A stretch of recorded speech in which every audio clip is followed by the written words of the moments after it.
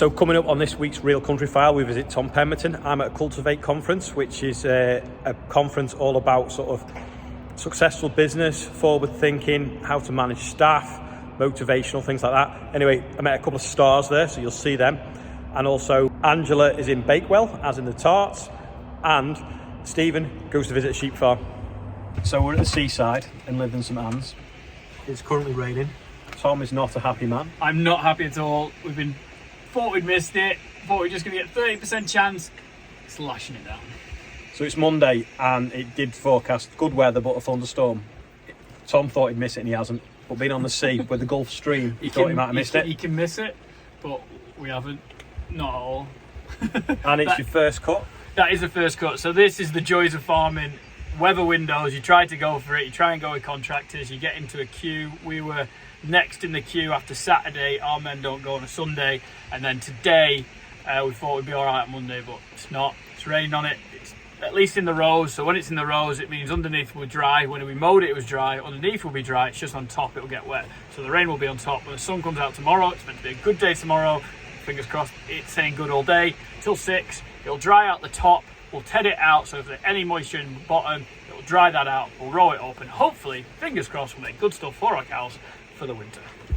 2 weeks earlier than last year. That is true, yeah. And we've used less fertiliser, probably the same amount of slurry, so yeah, it's good. So you're quite unique in the fact that you retail all your milk, and how long have you done that for?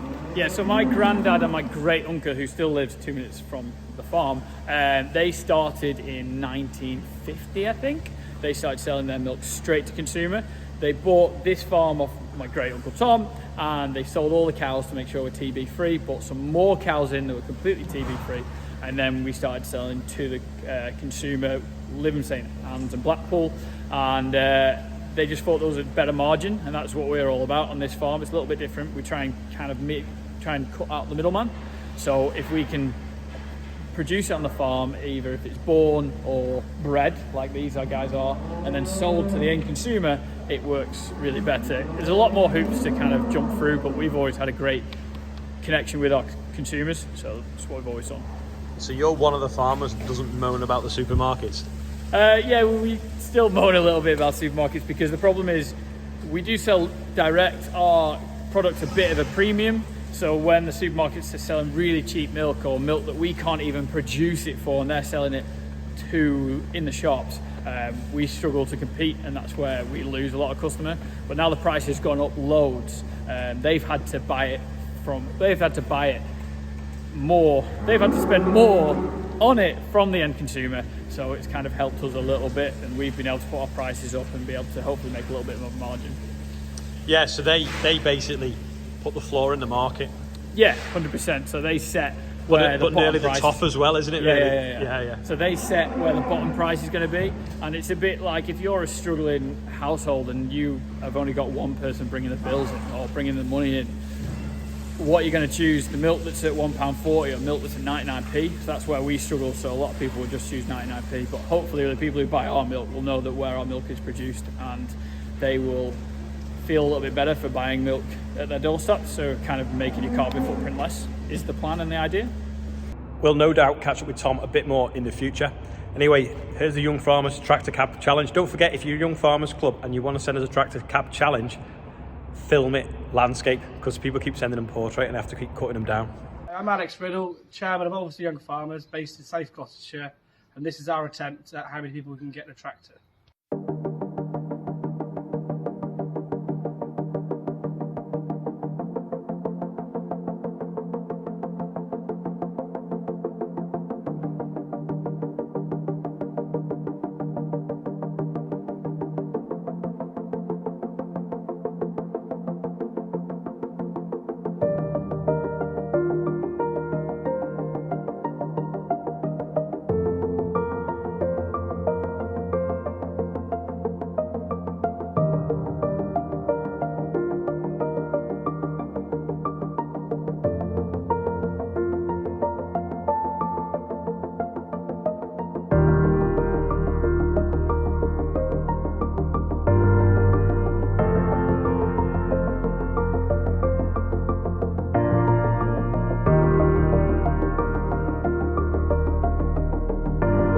Now let's see what's going on in the sheep world, where Stephen is up visiting Richard Keys.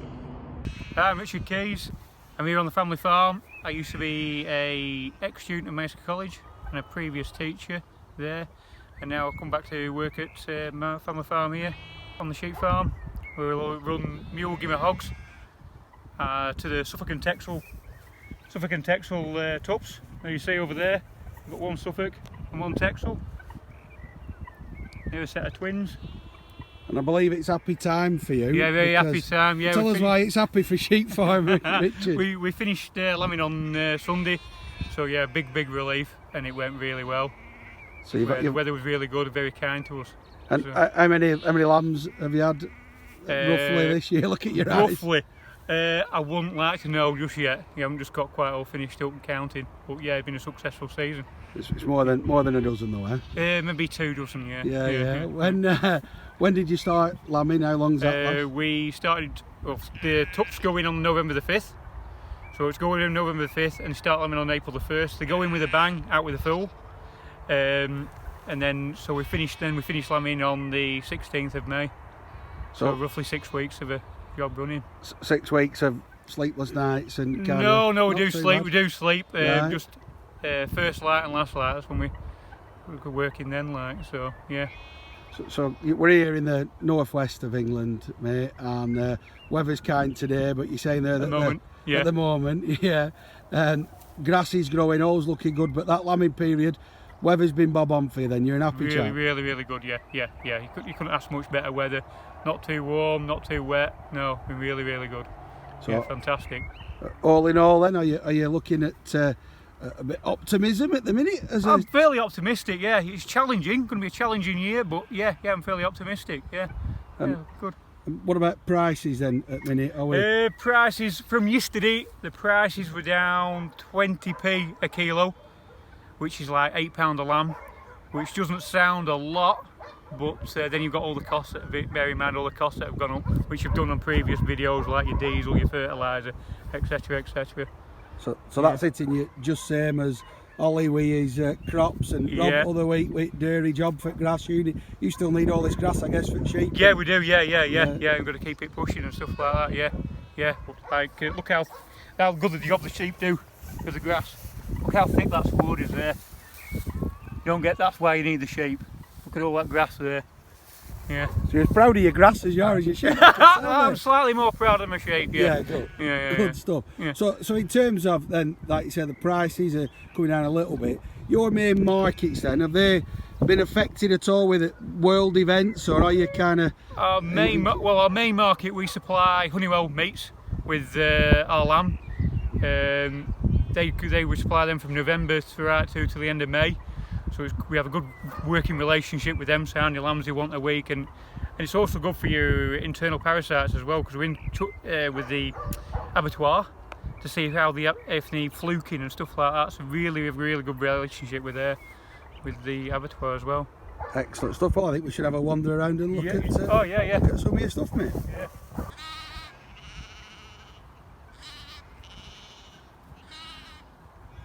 So Richard, you reckon boss is here, you said, so we thought we better talk to main man, is that right? Yeah, better have his type Pensworth, yeah. So Paul, thank you for agreeing to come on the Real Country File. How long have you been involved in sheep farming in North West? 30 odd years now.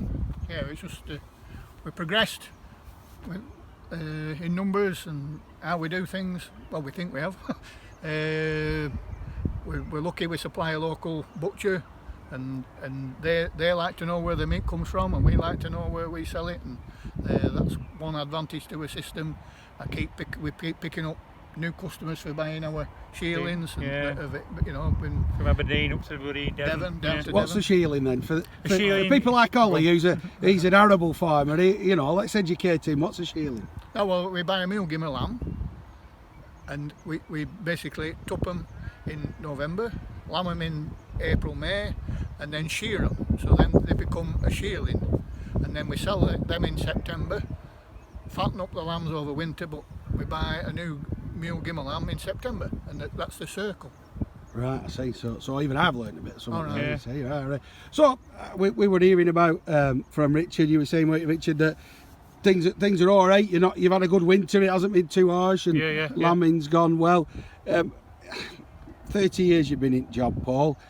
How does it? What's changed? What's biggest changes? How's it stack up at minute like? And how's changed? It's all right. We are very much outside lambing. We're weather dependent, and this last few years we've had some very good weather. But we have had one year as a disaster. But you do the best you can, don't you? We can't control the weather. And what are the biggest changes really that you've experienced really in your time? I don't know. I'd have to have a big think about that one. Has there been lots of them? Oh yeah, definitely. Yeah. No, you make them up as you go along. Adapt and evolve. Yeah, that's right. That's the word. Adapt and evolve. I'm lucky I can pass it on to Richard with 30 years plus of experience, and Richard's taking it to another level as well. He's lucky he's had some very good dogs to help him with the lambing. Quad bikes. Yeah, they've evolved a lot. Click, a product called Click for prevention of flies. Your worms now with the understanding, understanding of worm resistance and stuff like that, and which worms to use, what time of year to use them. And you can't just say you're going to do it that day or that month. You just got to. Well, it's all dependent on the weather. Yeah.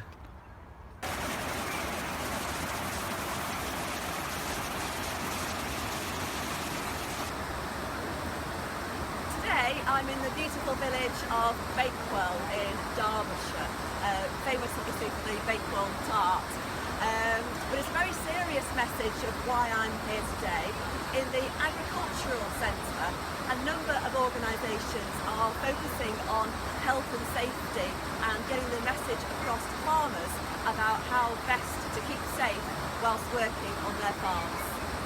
So I'm here with Richard, continuing the conversation on farm safety, and at the moment over here we're looking at machinery in particular. So Richard, just give us a bit of a synopsis about what you're focusing on. Yeah, well, we've got a round baler here, which of course everybody's going to be using this time of the year to bale the silage, and unfortunately every year we get lots of accidents. So we're just highlighting a few of the accidents here, just a little bit of a reminder, so hopefully people don't have these accidents this year. So the first one, we get blockages with these machines where the grass sticks on the edge of the elevator there, and the drivers might decide that they're going to jump out the cab and kick that blockage in while the machine's still going. Unfortunately, they do try to do that every year, and every year, unfortunately, one or two probably end up like our man here. Gosh. Has he got a name, this poor chap? No, he's not got a name.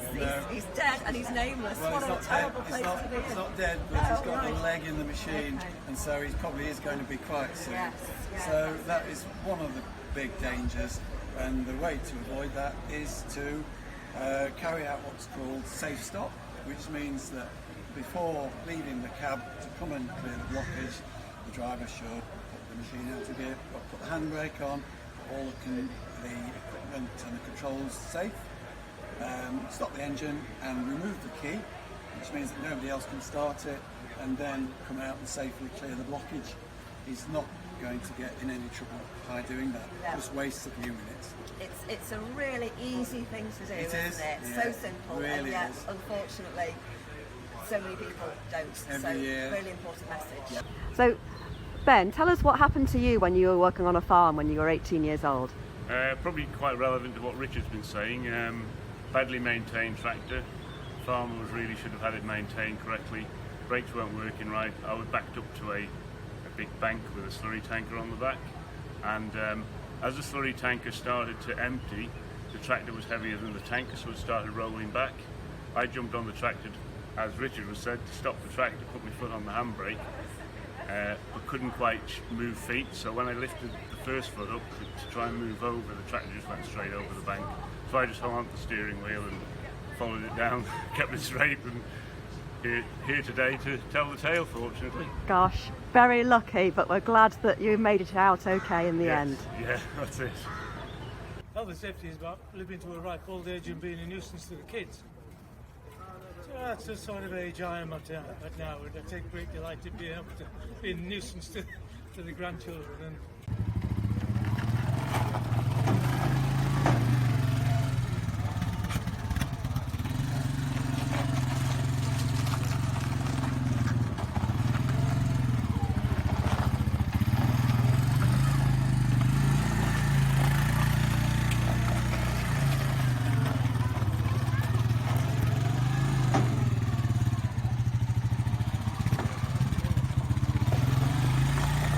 And mainly our role is around working farms and the working community, the working farmer community, the rural environment.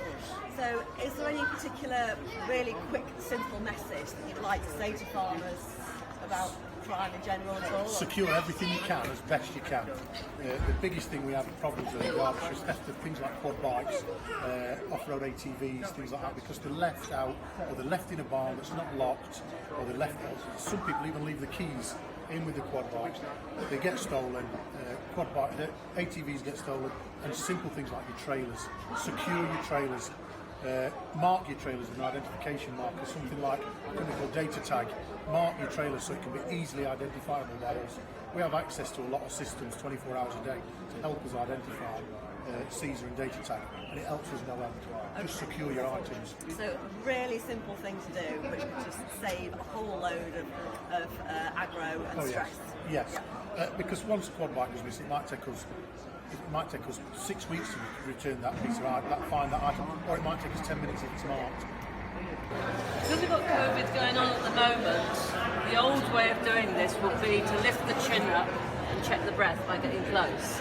What we do now is place the hand onto the stomach to see if we can feel the breathing happening. Once we've decided that there is no breathing going on, first thing, the most important thing is shout for help. Help! Help! You're going to get a bit of welly behind it. And then what we need to do is then start CPR. Hand onto the sternum, into there. Middle finger in line with the armpit. Hand there, other hand on top.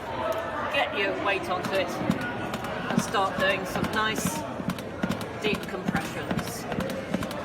And you're going to keep going on with this until somebody helps, comes to give you a bit of a hand, or fingers crossed somebody turns up the defib. Right, would you like to have a go? Yeah, I'll have a go at that. Okay, so check for breathing first of all. Check the breathing. I can't feel the chest rising in any way at all, so I'm assuming they're not breathing. Good. So hands together. What else do you need? Is it get the airways? You need some help. Oh yes. Help. And now we're going to compression. Okay. So over the Oh my top. goodness, you have to press hard. Oh don't yes, you? give it a bit of welly. Right. So you have to say the Bee Gees. Yes. Staying alive. Staying alive. Don't forget to breathe yourself. Oh, okay. Yes. That's always useful. Keep yourself alive. Keep yourself alive, yes. And then you just keep going until you exhaust yourself and you conclude. Do a count of 30, and then we can just stop for a second. And then if you've got someone else with you, it's time for them to take over.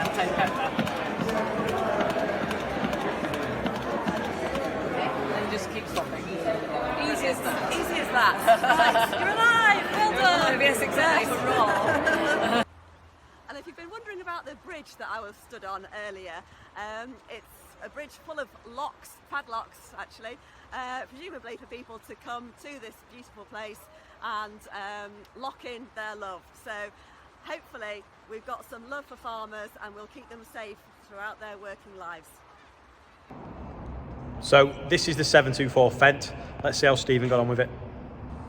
So this is what we'd call one of the mainline tractors on the farm, mainly because it's got warranty on it. So this is what we'll use for nearly everything. It does all the drilling, and it's obviously just been spreading fertiliser. That's why the fertiliser spreader is on the back of it. This now is probably my favourite tractor of all time because it is just so comfortable to drive, and it's got slightly less steps to get in than the 936 has the other side of it, which also is just as nice to drive, but just a bit more of a climb to get in. Anyway, I'm going to challenge Stephen to see if he can get on it and make it move. That's harsh. So it can't be that much different than a county, it would, can it? Or a Unimog on... No? Well, we'll see. We'll time you. Off you go. Move as well. You've got to get it to move, and you've got to try and fit through the door. I've got to try and get in it first. My God, this is like, yeah. Right, so I'm in. Right, so let's have a look. Oh, what is going on here? It's like an Xbox. I'm not good on Xbox either. Right, so first of all, I can't even move bloody steering wheel. Where does that? Is that fettler there? No, that's handbrake. Is that handbrake? Yeah. If I get something right, you'll tell me what it is, won't you? So that's fit. Right. Well, if we move steering wheel, that's the start. There's a key here, so I'm guessing. Should he have that much? Should he have that much? No, not really. No, I think you've knocked the hand throttle. All right. So there's an hand. That's an hand throttle. That's like, I thought that was volume for radio. Right. So we're up at back. Oh my giddy aunt. So now I'm guessing there's a forward and a backward. So this looks small. Is that? That's handbrake. We know that already. That's lights on there. That's lights. It's talking to me now. Is that the radio? I don't even know. Right, so I'm guessing now. Let's turn the radio down. Don't want any copyright infringement. I'm glad you turned that down, because if I'd have pressed the wrong button, we could have ended up in front there. So we're guessing clutch, split brake. So we want to go around the bend quick, we can do. And then I'm guessing this. Looking at this, is forward and backward. Am I right? Nope. So I've got that wrong. Flipping X. Is it on here then? Not really, no. So I want to be on here. Yeah, so I'm looking on here. So it is this then? No. This one? Yep. Right. Oh, that's obvious because it's got nothing on it. It's got little arrows there. This tiny little thing that'd get broken in about 20 seconds on a real farm. So if I go backwards like that, am I engaged in reverse? Yeah, it's flashing reverse there. So do I need to take handbrake off? Yeah. And can I move? Yeah. Let's see. Now behind us. Oh, look at that. That must have been less than 4 minutes. 1 minute 52 seconds. Do you know, I'm quite happy with that. You know, County, I'd have got in with, mind you, I'd have still been trying to start it really, but easy start, put handbrake on. We're not going anywhere, don't worry. How much am I sat in? How much is this worth? I think they're about 150, 160,000 now. It's probably best if I turn this off then, because that could get quite expensive quite quickly. Thank you very much. So this is the pride of the fleet. You know, get excited. Beautiful. No, I watched you painting it and I thought, why is he painting it? And now I'm here, I can see why, because, yeah, genuinely beautiful. So basically that is a 936 and it used to be green, but you could get it in black as an option, but it was about a £7,000 option. So I couldn't afford that, and also I bought it second hand when it was green. So it had a problem, it had to be parked in the workshop for a few days, well, a few weeks while we waited for a drive shaft. So we decided, why not paint it black? So we did, and it now looks stunning. It's very similar cab to this one inside, just a little bit older, and it's the pride of the fleet because it's the biggest tractor in the fleet. So I watched all your videos when you were painting it. I think if you paid yourself and your team minimum wage, it only cost you 15 grand to paint it as well. So well done. Probably right. Congratulations. Do all the lights work now? No, we need to change a relay to make the front ones work. It's got an LED light upgrade on it, so that is what you mean. So if you look at these lights off UTV lighting, that is where they're from. Here's the stars from the Cultivate conference that happened this week. So I'm with Wilfred, the managing director, CEO, what would you call it? So I am the managing director, well, I'm the founder. I prefer the founder of the Black Farmer brand. But more importantly, he's got the same gift as me. He's dyslexic, and he discovered it at... And basically, I've just been having a conversation at the Cultivate session. And one of the things I always do when I first start off is to tell people that I'm dyslexic. And because I think that dyslexia is a gift.